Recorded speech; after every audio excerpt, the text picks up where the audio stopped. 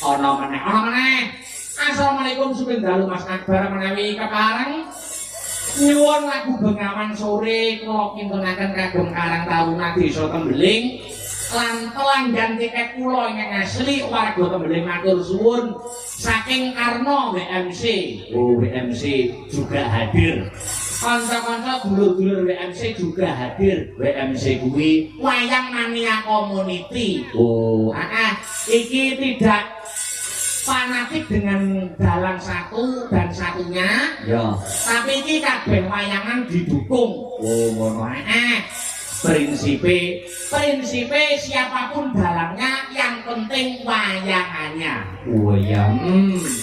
Matur nuwun kanca-kanca WMC dan kawan-kawan Mas Karno dan lain sebagainya sampun dipun berkah barokah kanca-kanca Astabrata anggenipun pados sandang tedo mapan wonten ing Tembeling mriki nek ning Bojonegoro mesti nyusul nek ning Bojonegoro dan sekitarnya mesti kepareng nyusul. Iya, alhamdulillah dulure akeh no. Iya.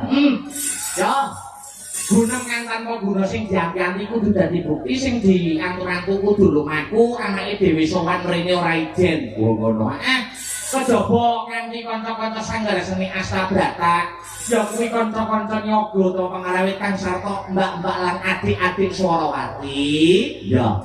Iki saka kersane para pepundhen ingkang lenggah ana ing Tembeling uga nimbali Mas Dodok CS. Oh, Mas Dodok CS asli saka Bojonegoro, bintang tamu putra daerah. Mas Dodok lawan Mas Kampret. Oh, ngono. Diaturi minggah ana ing sasana budaya, diracikne nganggo serampat ya, Nok. Oh ya. Salah Mas Dodok, Mas Kampret kula aturi minggah wonten ing pepanggilan. Coba kaya apa?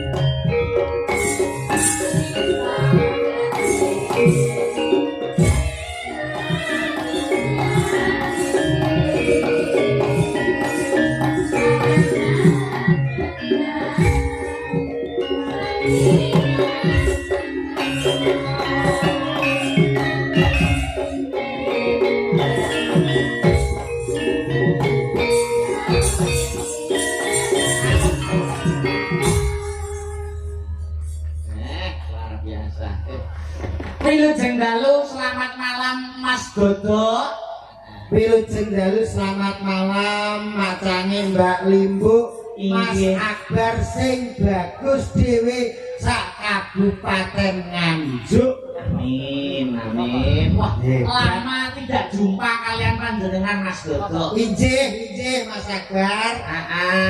Rasanya itu kangen dan rindu, Mas. Nggih, kula nggih rindu. Nah, aku nek arep mapan turu ngono ki mesti batin sok kapan ya tempuk karo Mas Dodo. Wah, ampun, Pak. Lho kok ampun lho. Kula ndek dalu pun tempuk kalih bojo kula. Lah, panjenengan malah ngajak tempuk iki pripun lho? maksudnya itu tempuk dalam satu momen.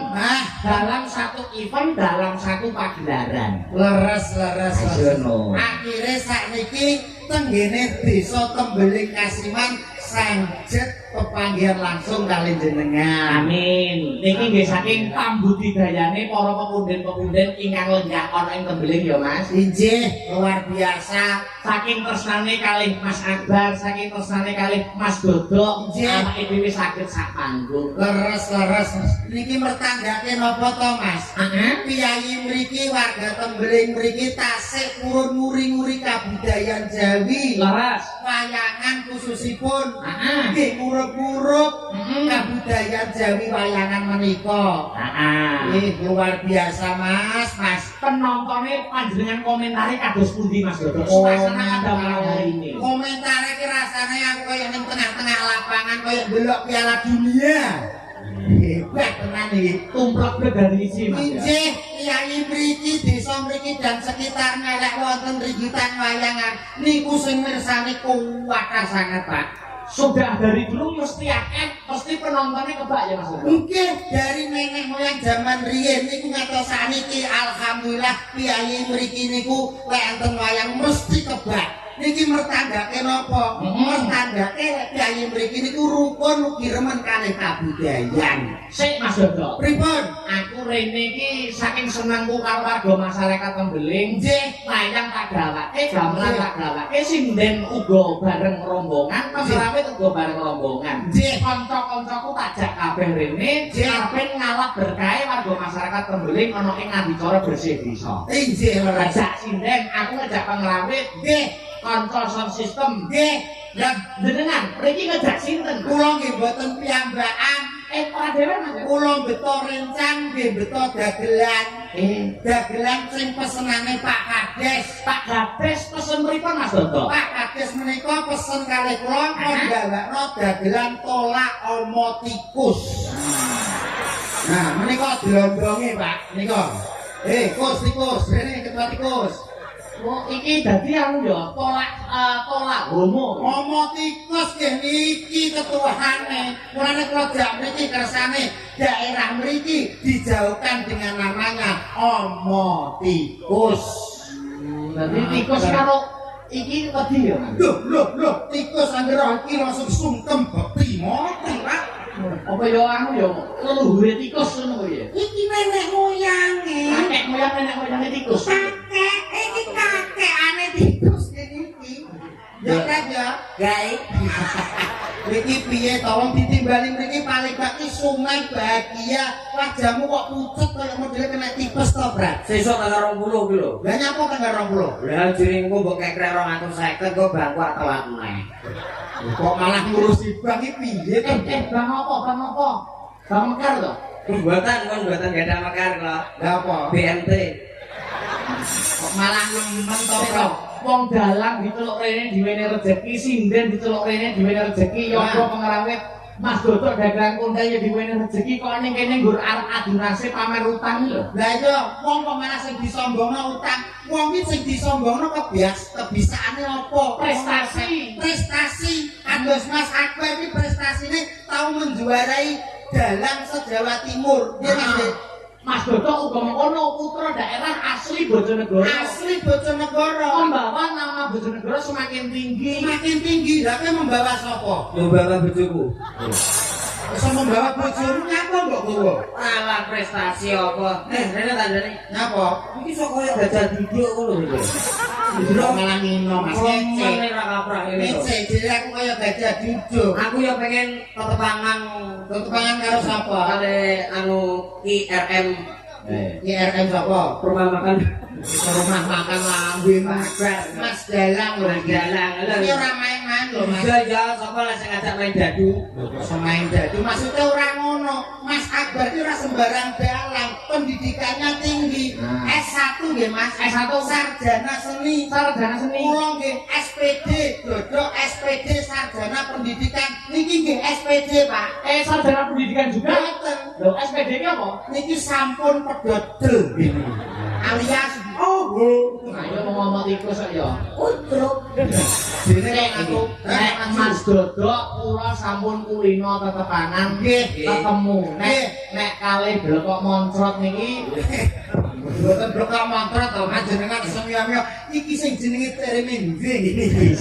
ning perdana kula kepethuk kalih niki. Nggih. Assalamualaikum, Bos. Waalaikumsalam. Pripun kabare? Sae. Ya wis.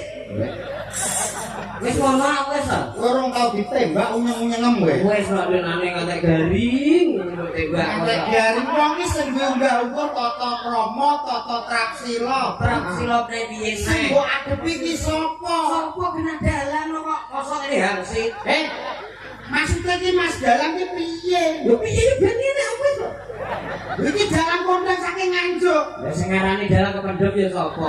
Iya kondang. Dalang nyepele Mas, nyepele sampean. Pola dek kenal itu gune membawa kesan yang baik. Wong aku ora Mas Dodok kulino percaya mesti silaturahmi nek ora pentas iki kulino weangan. Ya lho. Lah iki kok iso lagek petu wis nyanyang-nyunyan. Nanya-nanya raine kaya sliro. Wah, lah katembat ning moso. Sok katebak. Oh, yo katembat terus sampe gedene kupinge ndane jebol. Paling gak kowe iki ngaturke napa dumateng Mas Akbar wong lagi pisan ketemu kenalan kek. Sapa kek? Wis Daleme pundi kek? kowe nganjuk. Pasti Mas Akbar iki piye Lho ngono? piye yo ngene jejok karo rabi. Ini lho dong, mesti termok ngene iki. Wong Ora gregetan masa. iya. Bagi binage, kali Mas Akbar piye? Mas Akbar, Dalem. dereng nikah.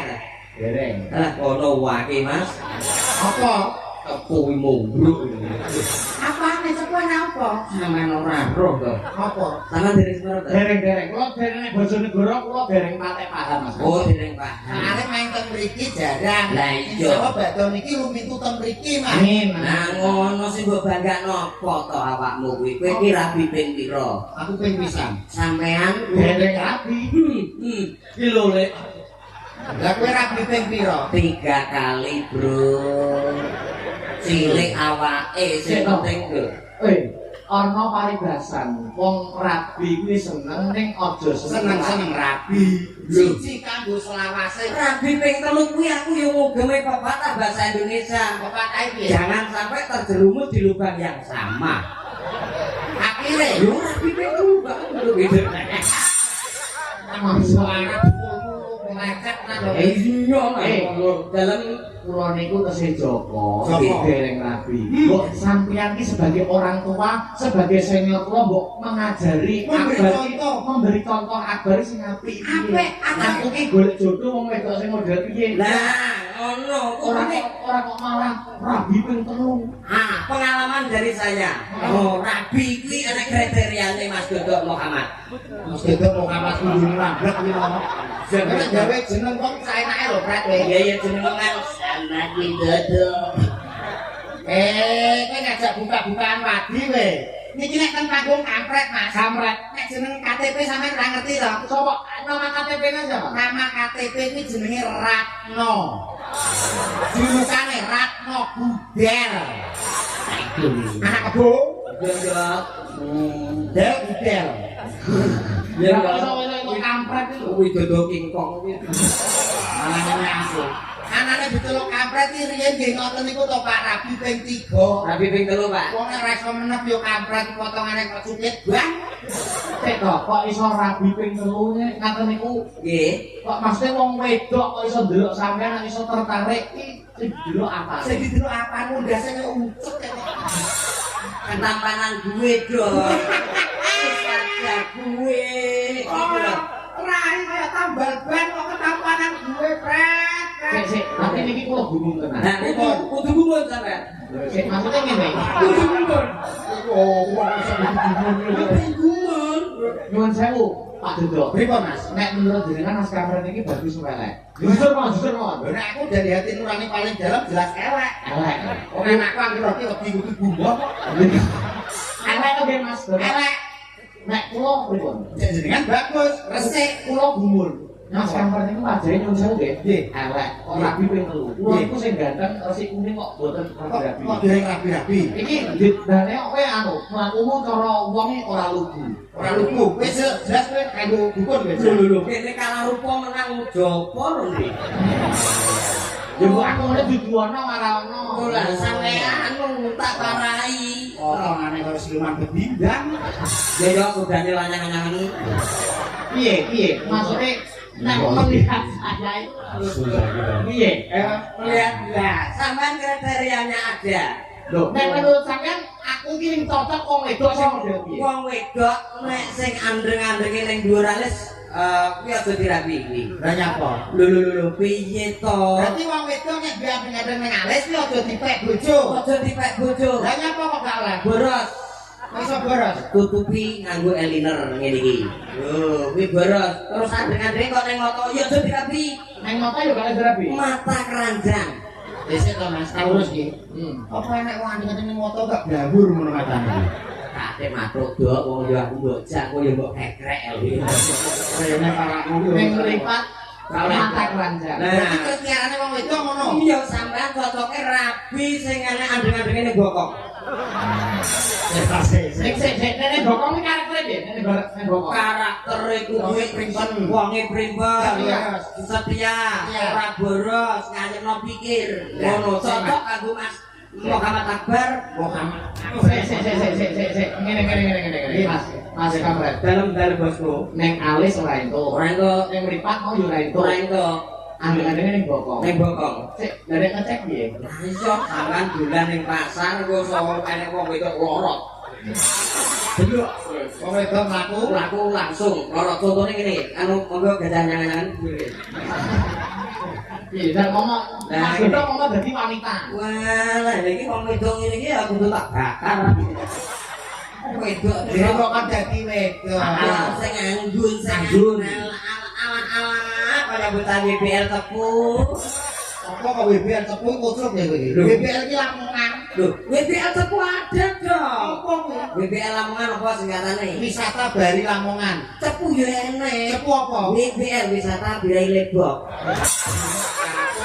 Rono to duwe di video ini 30-an. Hei! Pak Polisi. Apa Pak Polisi? Ya Pak bedil ndase Pak. Lapone ning kono Pak. Aku bindu ya karo awakmu. Lah kene sensus sih. Polisi kene tertib. Tertib kok iki. Sampeyan ngaturke apa dumateng Mas Sabar ki tepangan riyen ngono lho. Aku wis kenalan. Wis kenal karo Mas Sabar. Kenal karo Mas Akbar. Berarti sing tak omong mau bener. Lah ndak Sampeyan iki dagelan surunane Pak Kades. Pak Haji Mulazim. Mulazim sampean percaya? Nek kula apa kuwi omong tikus. Yo, percaya sampean percaya mboten? Yo percaya. Kleru. Kok iso? Percaya ya karo sing gawe urip, Gusti Allah subhanahu wa taala. Lho saiki omongan kok mblendru terus to. Sing jadi tak paras kok to, Mas. Mbok tapi aku cedak pirone Mas paling iki. Aku lagi kepyak wong kita kowe. Oh, Ketoknya sak biskap karo sampean, sak jari karo sampean, sak iket karo sampean, tapi pemikiran dan sudut pandangnya kok ora padha to, Mas. Ora padha pemikirane. Beda lho, kambiyen ngerti kaya orden. Berarti iki yo padha, klambi yo padha, jare yo padha. Iki sing ra padha. Lah, ngono paramu. Ayo Mas Akbar. Gak percaya berarti nek Mas Sabar gak percaya. Sampeyan gak percaya? Gak percaya? Percaya aku musyrik. Aku gak percaya. Ngono lho. Lha masuk rene. Kok ora truk? Ya Allah, bedok awake gede anune cilik. Oke, sing mbok uplek-uplek kok ngono. Iya, kok aku ngugemi urip. Ngono lho. Urip apa? Urip lho, wong nek pengen omah-omah ayem, rumah tangga, keluarga sakinah, mawaddah warahmah kaya keluargaku, kudu ngugemi Gajah dilakoni sapa cara iso nglakoni. Masa keluargane Mas anu Sakinah harmonis. mawaddah. harmonis no. Harmonis kok rabi ping 3 kuwi lho hitung-hitungan apa to, Pret? Coba dok. Rabi ku kok cobol. Lha Mas Akbar siji urung kok telu lho. Iya. Alah dak rapi Mas. Lah apa? Iya lagi ku sebelum kas kiamat deh. Ini lho kowe. Itu dadi apa? Jadi aku ki pangkatku sak dhuwure mudin tak sore malaikat. Mas Kampret, Dalam Mas. nyuwun sewu kowe. Paduka kok jenengan kok iso nyusok-nyusokke kula ndang rabi. Iya Nyuwun no. sewu kowe, nyuwun sewu. Kula niku kan kalih kanca-kanca niku sampun sepakat. Nggih. Pripun? Nek kene nek sing Joko dipertahankan Jokone, aja cedhek wong wedok. Sik fokus menata karir, fokus menggapai cita-cita. Bener apa Pak Seto? Leres Mas Akbar. Alah sedeng bayangan. Tayangan gue agak pesi tapi Mas Akbar itu lebih memilih karir daripada berpasangan dulu. Karir kalau sudah tinggi insya Allah nanti pasangan akan dekat sendiri. Ojo karir, bojoku sing nomor 1 tak pegat perkara karir. Lah nyapa karir? Pengen sekolah dulu lagi toko tower sambil bledek. Tujuan pertama kuwi. Pertama. Terus kudu piye? Loh, wow. Lah ketemu kedua. Digawa wong. Lah ora roh, Mas. Digawa maksudnya piye? Dipek pacar. Ora LC, Mas. LC, Bisa ora apa? roh. LC kadoke ngomong apret-apret dulu, Mas. Aku ora roh to. Lah dhuwur kudungan to. Iso delok kedung, dhuwur kudung iso kedung. Dhuwur dhuwur iso mawut. Artinya apa? LC. Yo ngono kok keluarga harmonis ya. Nah, yang ketiga ini. Iki mesti soleka. Soleka. Oh, berarti Oleh kalopong modele bojomu kaya sol sepatu soleka. cilik bojoku cilik, aku cilik anakku ya. Tapi ya. Tapi apa cilik-cilik nek di pandarangan kok. Iki kok Mas Kampret kalian Mas Dodo. Nggih. Tekak cukupipun Mas Dodo ndonga napa kalian? Nggih. Warga masyarakat Tembeling. Sampeyan sering kok dolan rene? Insya Allah nggih sering Donga kadang napa? nyusul lampah teng mriki Mas. Ingkang bakul derek tetunggu kagem sedaya warga Tembeling khususipun mugi-mugi sabadane adicara menika tansah pikantuk berkah barokah saking ngarsaning Gusti Allahumma. Amin. Amin tenebeke saking Sang Mikoro cinaketi rezekinipun Allahumma. Amin. Doa baik kembali kuluk yang mendoakan. Betul sing wedok-wedok ya muga-muga ibu-ibu ya ayem. Amin. Sing bapak-bapake mugi-mugi nggih mulya. Amin. Ibu-ibu kuwi iso ayem yen bapak-bapake ora kakean pola. Yen apa mboten, Bu? alah, ora kakean pola, ora dadi bocah. Piye to, Cuk? Iki omonganmu kok mbok sekali. Lah piye? Lah wong meneng Polahe maksudnya nakal bedugal ngaten lho. Lho, nek wong lanang kakean pola kaya dapurmu kuwi, ya wong wedok ora ngarah ayem nang omah. Abote wong wedok kaya ngono lho, Mas. Redem mati. Ora polahe wong lanang. ora ngesana wong lanang kok piye lho. Lah nyapa? Wah, sing wedok nek esuk nggur senam aerobik sing lanang ngombi. Ngombe apa Mas ngombe? Ngombe niku nggo pari tegene sampe nganggo mesin lho, Mas. Sampai sing wedok glowing sing lanang keling-keling. Lah, iya Mas. Maksudnya ya ora ngono, Mas. Maksudnya nek wong lanang kuwi wong lanang temen iso ngrukupi kebutuhan sing wedok insyaallah wong wedok ayem. Alah. Lah bojomu piye? Lek TikTok.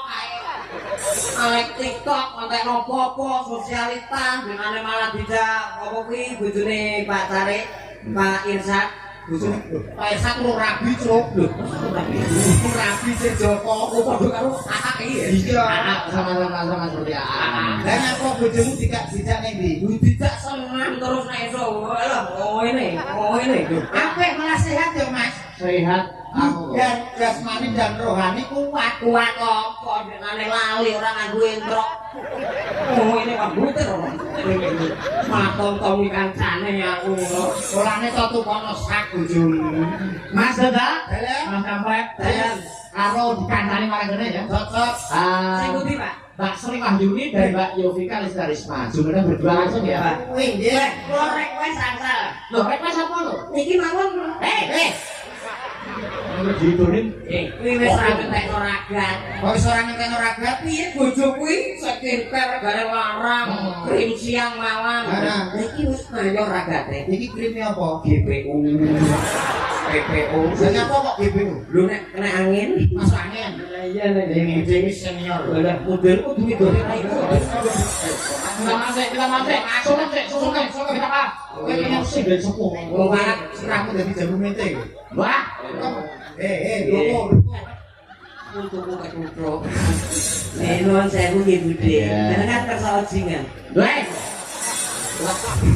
Dan presiden sepuh kok bocah ojingan Jepara ya pengen protol. Lah kok yang kuwi. Ya kok bomu. Ya, Mbak Esa karo Mbak Yovina ya. Ya, Mbak. Seperti tak? Coba kayak apa? Ya.